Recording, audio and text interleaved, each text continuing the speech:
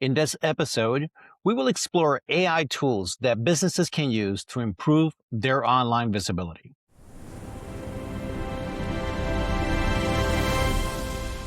Today's guest is Lois Wyant, and the online visibility expert and mastermind behind the JFT web marketing. In this episode, we're diving into the AI tools that businesses can use to improve their online visibility, and there's no one better that can break it down for us. Let's welcome Lois to the show. Lois, tell us what you do. Hey, Joe. Thank you for having me here. Well, I help businesses that service a local area be online where people are searching for them. Excellent. All right. So how did you get started in this business? Well, I have been in marketing for a really long time. Actually, I'm going to tell you how long. I was studying photography in business, and my goal was to open a full service studio in Georgia. And I was in Indiana. So I have no idea where Georgia came from or why. But I had all the experience I need except the actual photographing of weddings. So the summer before my senior year, I was looking for a photographer to kind of show me the ropes on how that worked. So I was assisting a photographer. About 4 months in, he actually bought me my own professional camera equipment so that I could start shooting weddings for his studio. And so long story short, we fell in love. We got married, 3 children later, 6 grandchildren later. Here we are. But in the process, part of my marriage agreement was that I would be in charge of the marketing. Now, before we go into that, I want to make one point. Okay. After 41 years, my husband says I still have not paid him back for that equipment. I swear to you, I have paid him back multiple times. So I just want to make sure that that's clear. We'll get him on the next episode and ask him that. I was in charge of the marketing. And back then, the basic marketing you could do for a studio, and we specialized in weddings, was bridal shows and direct mail. So you're setting up the booth for either a day or a whole week in a mall, and then hoping the right people would walk by and like your stuff and create a conversation, or just hope that the postcard you sent them didn't go directly into the trash. But as technology progressed, we were one of the first studios to have email marketing. We were one of the first studios to actually have a website. In fact, I had to create a presentation to my husband to explain why we needed to have a website. And after that 20-minute presentation, he still was not sold on the idea that we needed a website. But fortunately, we had a friend with us and he was listening to the conversation and he's like, oh yeah, Jim, with your quality and the types of bride you're going after, you need a website. So we've always been really up on technology. And keep in mind, at that point, you didn't have like a quick YouTube that you can look at and grow with that. You actually had to go and be present for presentations. I attended webinars on Facebook ads. I've attended webinars on SEO. In-person presentations. And so it was a real investment to grow with technology at that point. I even went to Las Vegas and did a sales training with Tom Hopkins, who at the time was the sales master. And so there was really, really a big investment to learn in technology. And even in our photography, we were one of the studios to buy a first professional digital camera. That camera was $25,000. Not near as good as the phone cameras we have now, but we knew we had to really be advancing with the technology as it came out. And that was the way with the marketing. So as things kept growing, we're getting into more advanced SEO and different videos and YouTube and all those things. I kept learning and kept growing the studio with this. Well, the digital really kind of took off, and it came to a point where to be a professional photographer, you only needed a camera and a computer. Mhm. So my husband decided he was going to retire from portrait photography. He still does landscapes and art photography, but we no longer had the studio for portrait photography.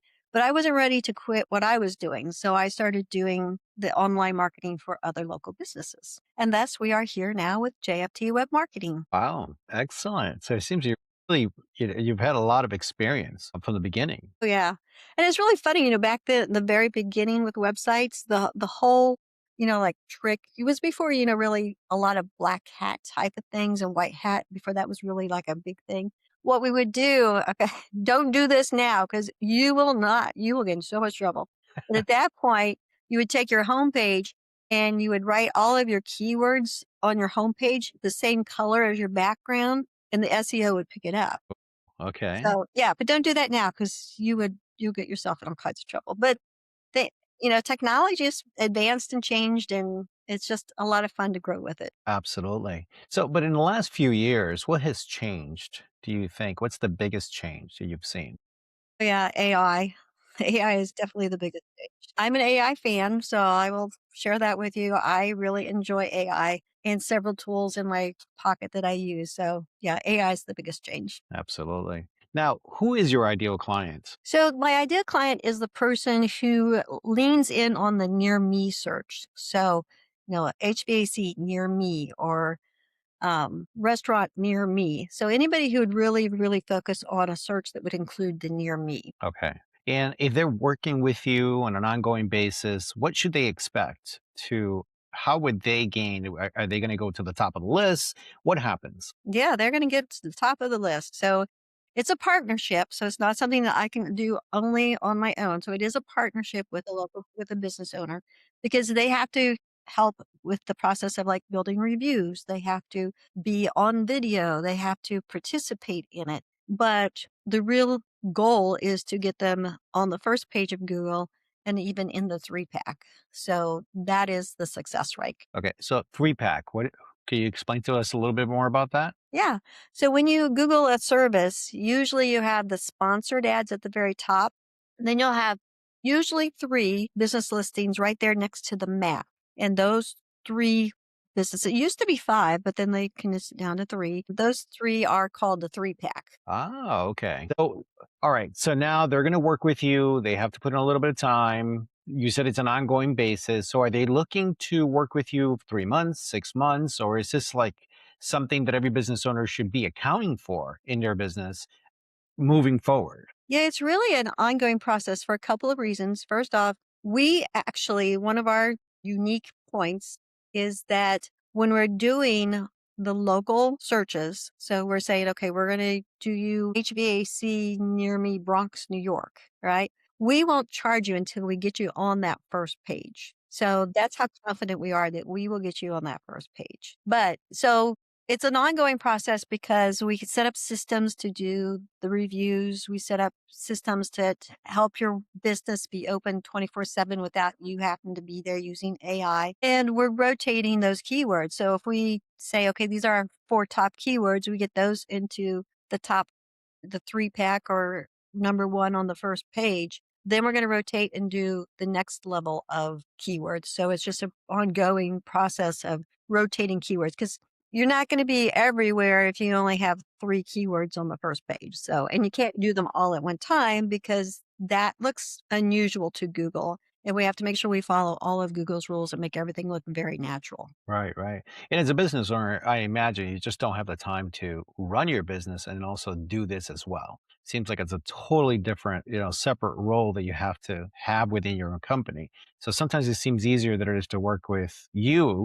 So that way, at least someone's working in this process for your company, but not have to manage them on a day-to-day basis. That's true. And then the other thing that working forward is that things continually change. Now we're actually completely revamping the things to make into AI searches. And, it's so cool to hear the customer on the other side. And I go, hey, so I just did a search for your top 3 keywords and you came up in the AI searches as well.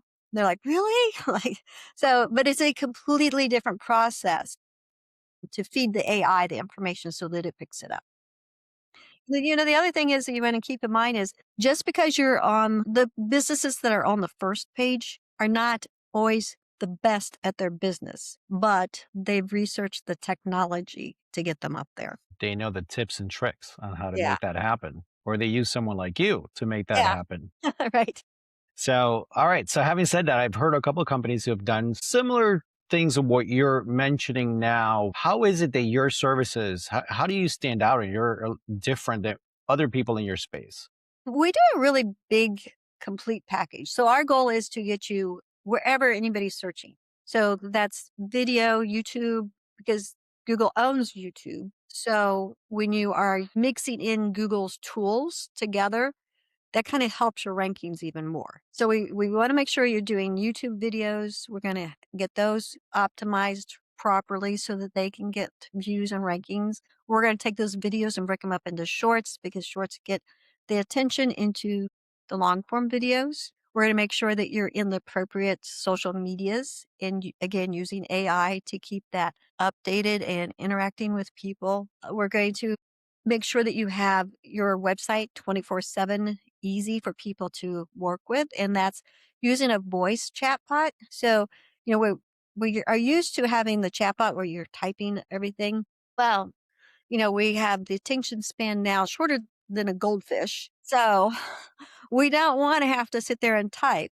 So now you can actually put a voice chatbot on your website that really sounds like a real person. And it's just amazing. When I do presentations, often I'll pull mine up and do a sample because I just love seeing what she's going to come up with this time. So I pretend like to be a different business and I ask her questions. And it's just amazing how smart she is. It's like, That's wow, she is hawks. She's so together. I wish I was her. Now, this is something you can help business owners with, set them up from beginning to end. Huh? Okay, that's great.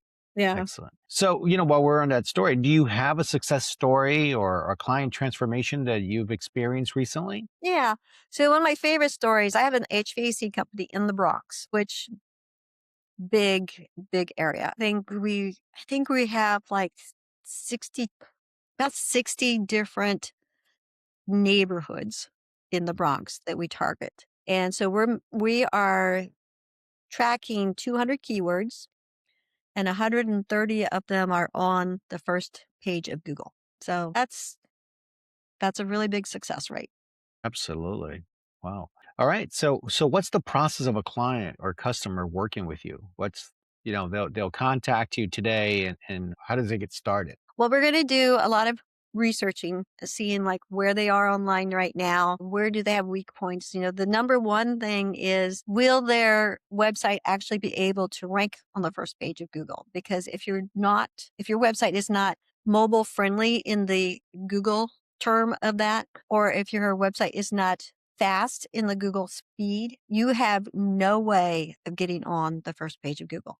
So we're going to analyze what you have out there, is what's weak, what we need to improve.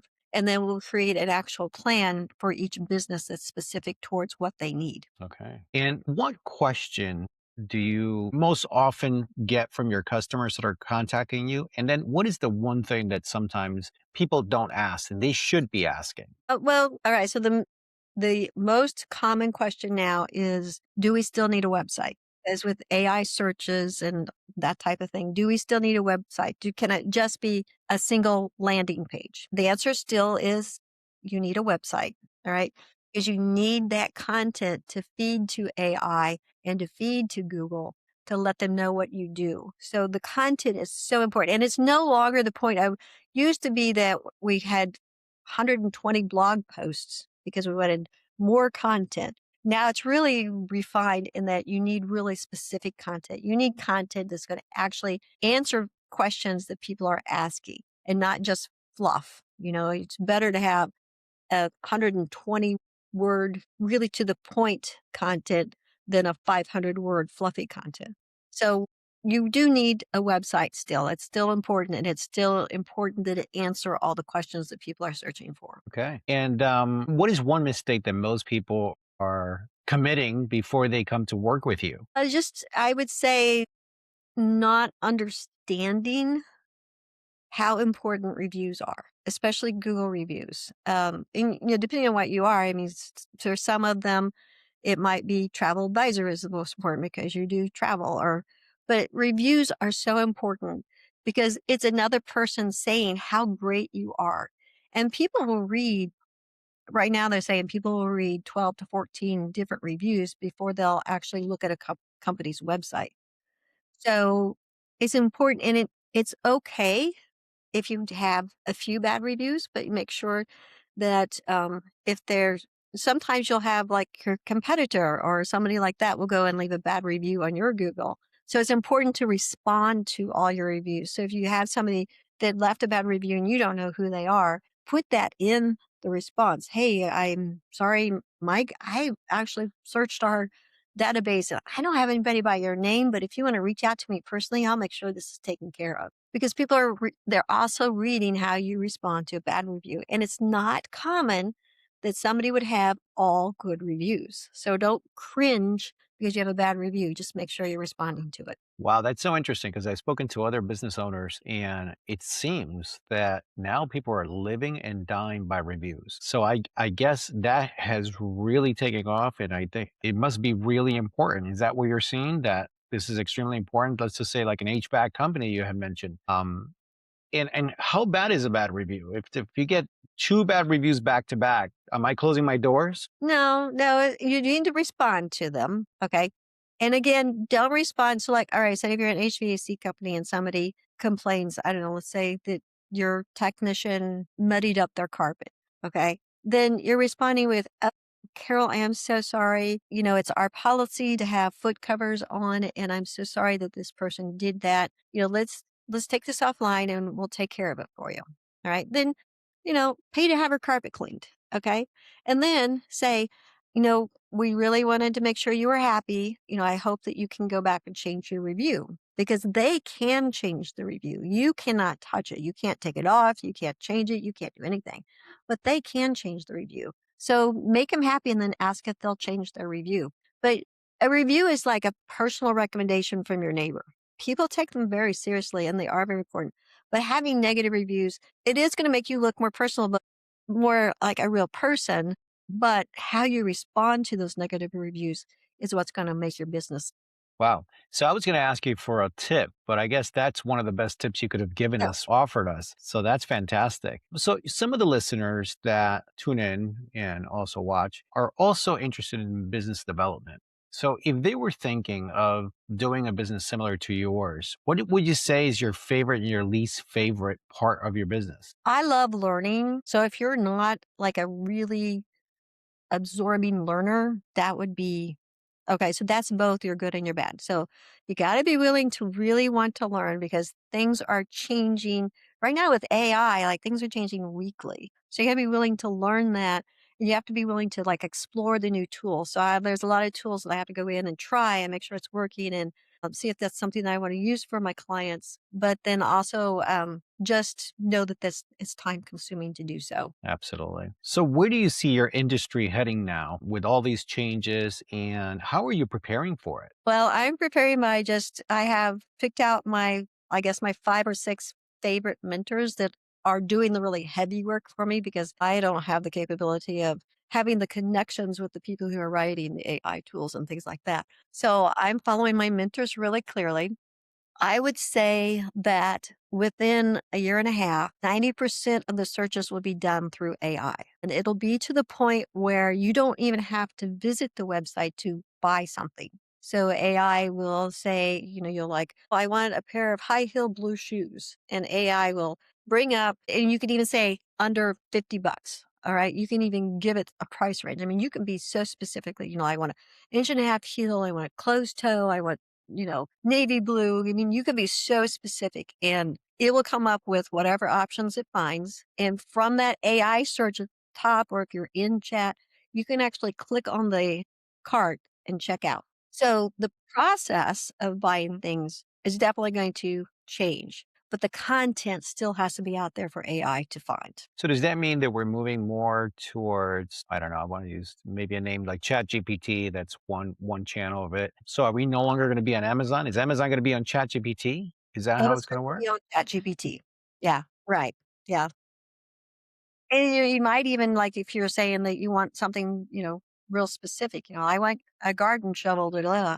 So ChatGPT will like even search on Amazon and all the other places. So it will actually bring everything up. And if you're giving it really specific, like the price range, the size, completely metal handle, one piece handle, it's going to give you up the top and you can ask it top 3, top 5. And it might be on Amazon. It might be on somebody else's website, but it's going to search all of that and bring it up to you in one spot. Now, what's something you wish more people would know about what you offer? Well, I think I would want people to know that we are staying really on the top of what's happening in our field. There's, like I said, it's just changing so quickly that we want to make it easy for local business. I have a real heart for local businesses because obviously with photography studio, we were a local business. And so I have a really heart for local business. I remember sitting in my office one time looking out the window thinking, if I just had the budget of Walmart, imagine what I could do. And the internet has really, really leveled out the playing field really nicely. I mean, you don't have to have the Walmart budget to be on the internet. You don't have to have the Walmart budget to be on the first page. You have to be smart about it and you have to know how to do it. But we're at a stage where the local businesses can compete with the corporations, the franchises, and all the big guys. And so I think it's an amazing time for local businesses. Great. We have very astute subscribers and listeners. Is there anything that you can offer as extra value to listeners of the Glovisor podcast that you can bring up? Yeah, so I have a free gift. Do you want me to read the link or give it to you? What's easier for you? Yeah, forward us the link and we'll post it along. Yes. All right. It's the 5-minute AI plan to get found, trusted, and chosen. So it is a little breakdown of what makes it reasonable to actually start this process of being online where people are searching for you. Well, that's excellent. See, we're already getting value from the get. So, Lois, please tell us, where can people find you? I'm at JFT Web Marketing. I'm on LinkedIn, social media. You can contact me through info@jftwebmarketing.com and happy to start a conversation with you. Excellent. Lois, thank you so much for being here today. This has Okay. been extremely, extremely educational, and it's very valuable, I am sure, for everyone listening and watching. I hope to talk to you soon, and good luck, and we'll see you in the next episode. All right. Thanks, Joe. Thank you.